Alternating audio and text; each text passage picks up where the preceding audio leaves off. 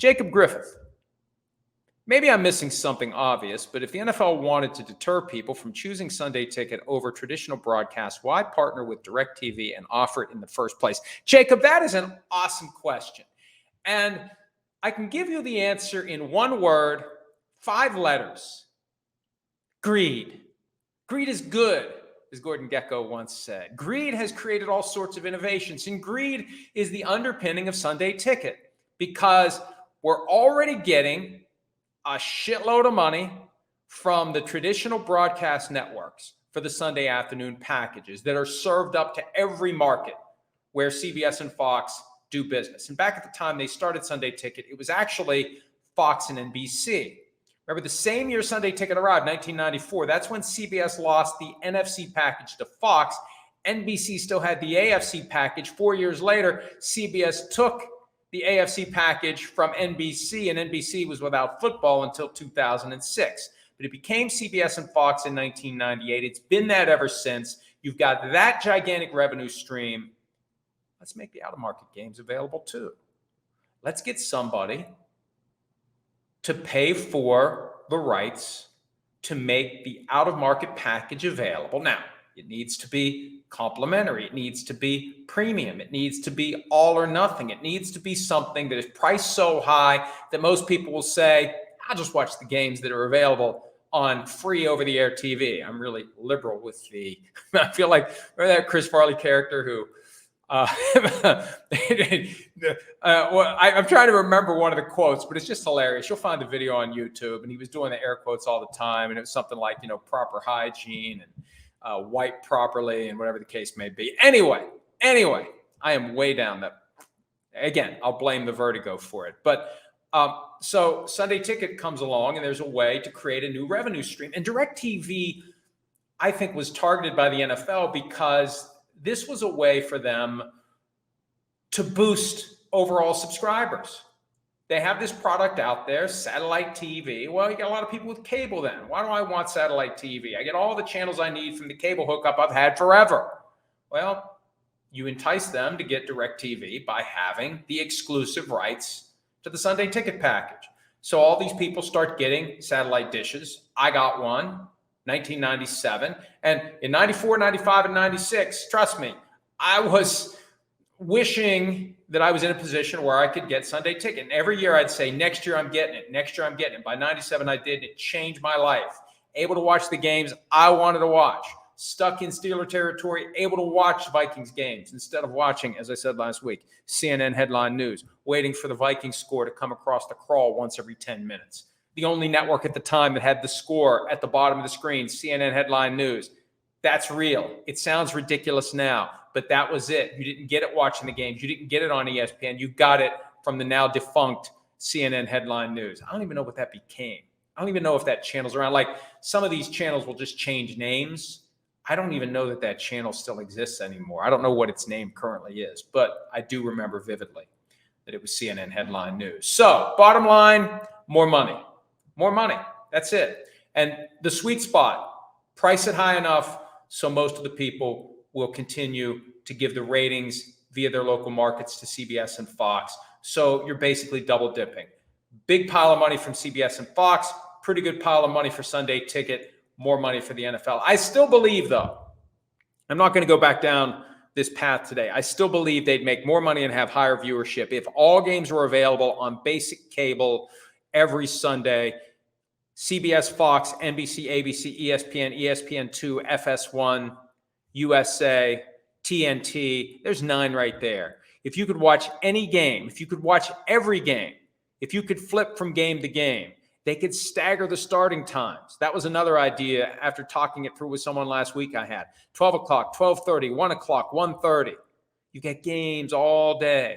You're moving around channels all day. The viewership would be tremendous and the revenue would follow. But see, I think they're concerned if they would ever start down that path, you cannot go back. Once you start giving away stuff for free, it is so hard to claw it back. Used to cost a lot of money. Now it's free. Oops, psych. Now it's going to cost a lot of money again. Good luck with that. But I still think that someone needs to have the vision and the foresight and the belief that this is a way to do it that not only violates or avoids the violation of antitrust law, avoids the violation, but also makes more money for everyone. And that's, I think, what they're in business to do. Next one, Tom Marshall. Anything or anybody new for the upcoming Pro Football Talk season? As it relates to the website, the only difference is we're not going to have Peter King's column on Mondays. And I've been asked in the past about whether or not we're going to replace Peter King's column with something else. And, the bottom line is no one else can do what Peter does like Peter did it, period. And I also believe that there's a different way of taking that massive column he had and turning it into separate posts that will, and ultimately, hey, this is a business too. You want to give people more options where they can take their traffic and they read the story here and they read the story there. And if you can take one column and turn it into 15-page views, that's better for business. And we're not going to have anyone new that's covering the things Peter covered. We're just going to continue to cover the NFL the way that we always do. And it's going to be the usual crew, the same group that we've had for a while now. MDS, Josh Alper, Shireen Williams, Miles Simmons, and yours truly, covering the NFL as it unfolds every day, every hour, every minute. Now, as it relates to PFT Live, I don't know what I'm authorized to say yet, but we've got some exciting stuff, glass half full, in store for you. But I'll defer that until I get the full and proper clearance to explain what's going to be going on this season. But PFT Live will be back starting Monday, August 12th. We'll be with you for the duration of the season and beyond until the hiatus next year. And trust me, next year's hiatus will be shorter because we won't be preempted on Peacock by the Olympics. Okay, next up, Dave. Has there ever been a joint practice without fights? Seems odd the NFL allows these practices, but then fines them if they fight. Well, this is the first time the NFL has ever fined anybody. That's the problem. The joint practices have been happening for years, and usually there aren't fights. The concern is without NFL oversight, we'll have these fights, and you got to trust the other coach that you're not going to be in a situation where the coaches aren't controlling their players and fights are happening. When the Texans did Hard Knocks, 10 years ago, teams like the Saints canceled joint practices because they didn't want to get in a situation where you got guys that, get juiced up a little extra by the presence of the NFL films, cameras, and microphones, and they're more likely to start fights. Coaches ideally don't want these fights to happen because you get players injured and you teach bad habits or you tolerate bad habits, the kind of lack of discipline that will cost you 15 yards of field position and possibly games. So far more often than not, there are no fights in joint practices. This is the first time the NFL has done anything about it. And one of the keys, and look at what the Jets are doing this year, 1 day of joint practices against each team they're playing in the preseason. That second day becomes a problem because think about what happens after the first day. Guys get chewed out a little bit if they got beat by their opponent from the other team. You bring a little resentment back to the table for the second day. You want to get back at that guy that got the better of you and got you chewed out in the film room in front of your teammates. That second day can be a problem. But now for the Lions and Giants, both days were a problem. But more fights tend to happen the second day. There's more reason to fight the second day. And by the time you get to the game, you've got referees there. There's a better structure in place to keep that stuff from boiling over. When you don't have that external presence, the deterrence of penalties and fines, you're going to see guys not be able to turn the switch off. Switch turns on. Ideally, when the whistle blows, switch turns off until the next play.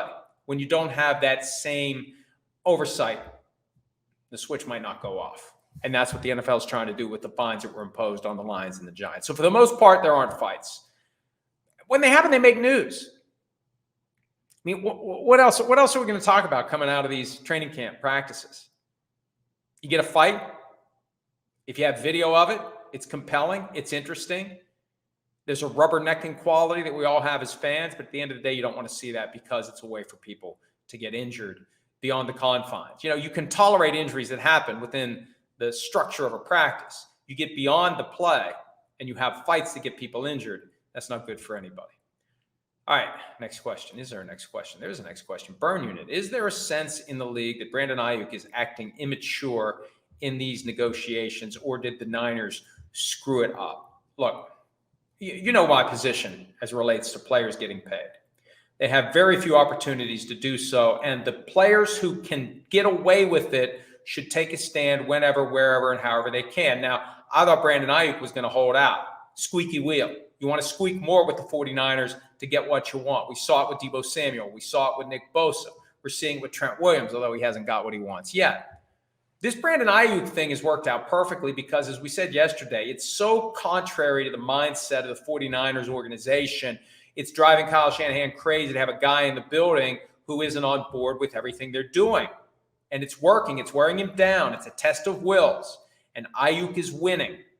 And it's either going to be easy for him to say, it's either going to get him a new contract with the 49ers or it's going to get him a new team. But we'll see. It's not a matter of immaturity. It's a matter of having resolve.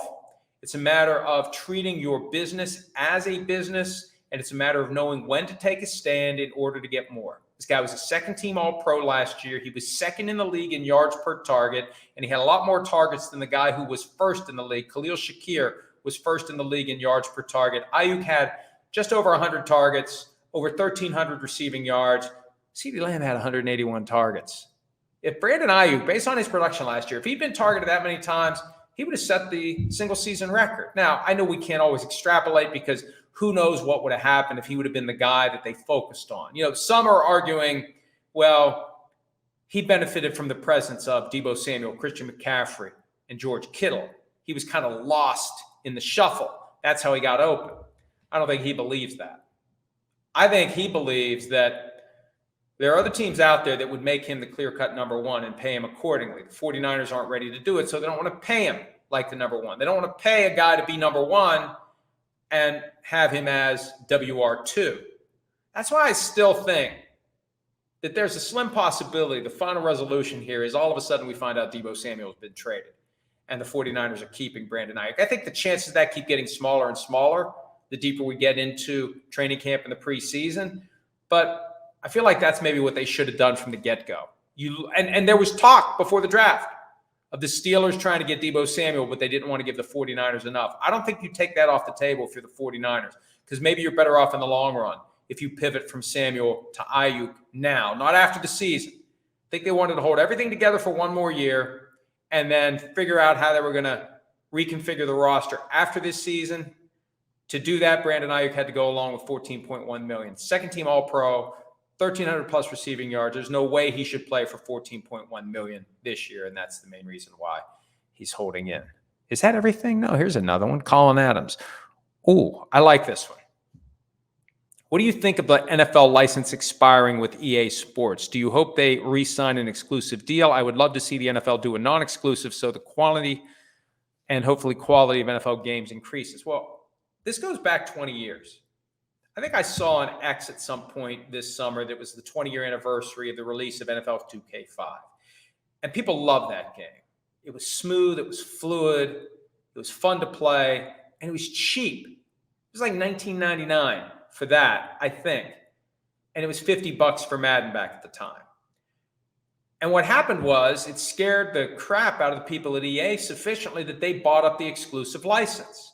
And I feel like there's a potential antitrust violation lurking in that as well, because you've got the league, 32 independent businesses working together, doing an exclusive deal with one entity.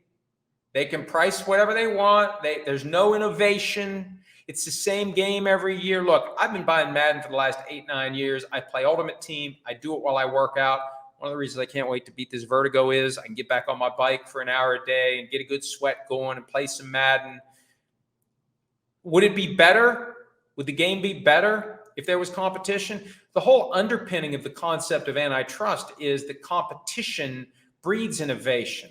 Competition forces people to move toward excellence. That when you have to worry about this other software provider that has an NFL license that's making a better game, you make your game better. Oh, then they make their game better. Then they make their game better, and they get better and better. So if you have multiple licenses, the games keep getting better and it becomes more popular. But the NFL decided, once EA Sports basically said, name your price for the exclusive license, to do it with only one company at a time. So we'll see. We'll see how that plays out.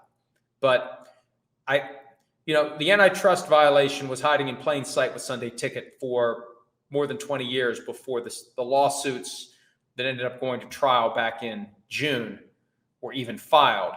I just wonder whether or not there's a potential antitrust claim lurking around the way the NFL has handled the Madden franchise and the licensing of video games for the past 20 years. All right, a couple more questions. Next one on the docket.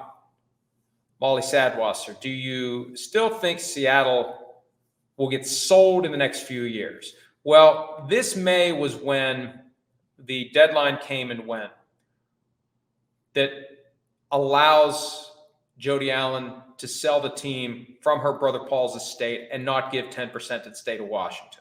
Before May of 2024, any sale of the team, and this comes from the stadium deal that they did, if the team had been sold, 10% of the proceeds would have gone to the state of Washington. Now it doesn't happen. And there's no deadline on when she has to sell the team. At some point, she will sell the team. At some point, she will sell off all of his assets, because Paul Allen's decision was his assets get sold and the money gets donated to the charitable causes he supports. But there isn't a trigger. There isn't a fuse. And these estates can take years to properly wrap up. And until then, Jody Allen's the owner of the Seattle Seahawks. And because there's no specific beneficiary out there saying, I want my money, pounding on the table, sell that team, I want my money, there's nothing to force her hand. And you look at how franchise values have changed just over the past couple of years. The longer you wait, the more valuable it's going to get.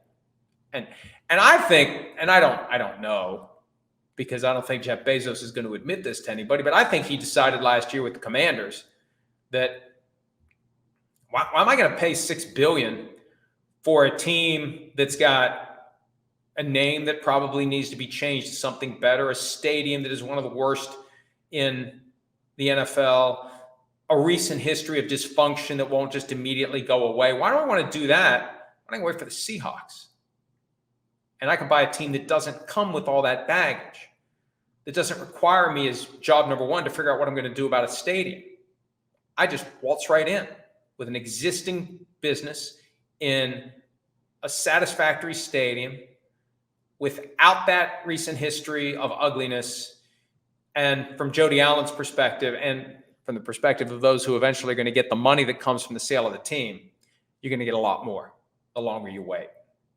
I don't think we're going to get to a point where the values of these teams dip. They're going to keep going up, and they're going to keep going up. And the longer that Jody Allen waits, the more money is ultimately going to be harvested for the charitable causes that her late brother Paul wants to have supported based upon the wishes articulated in his last will and testament. All right, one more. Manny House Africa, will Russell Wilson get an extension before the season starts? I would be stunned if that happens. I don't think any of the quarterbacks currently under contract with the Steelers, and all three of them are under contract for 1 year this year. Kyle Allen, Russell Wilson, Justin Fields. I wouldn't give any of them an extension, and if I was any of them, I wouldn't want an extension because they're going to try to buy low. I want to take my chances, and I want to sell high. I want to have a big season, and I want to go hit the market, riding the wave of being the team's starter or making more when they decide after the season to keep me as the starter. So I'd be very surprised if any of these quarterbacks get a contract extension before the season starts. And Russell Wilson, who's just back at practice this week, and we don't know if we're going to see him in the preseason. We don't know if we're going to see anything from him until it's time to play week one. Whatever they would put on the table is something that Wilson shouldn't take. Same thing with Justin Fields. So you don't get the two sides to come together if you try to do the extension now, because there's always going to be more later. If these guys have confidence, and confidence is a prerequisite to life in the NFL. You have to be confident at the point of delusional about your own skills and abilities. Why do you want to settle for whatever they would offer now to try to lock you in? Unless there's some sort of high-end incentive package that's based on being the starter, that's based on playing time and performance, etc. Justin Fields is the one who should consider that if that opportunity even arises. But I think both guys are better off letting it play out, because whatever the Steelers will offer before the season is going to be less than what they can get after the season. But the reality is, at the end of the day, just like the computer competition between George Costanza and Lloyd Braun, one guy's getting a water pick and the other guy's getting fired.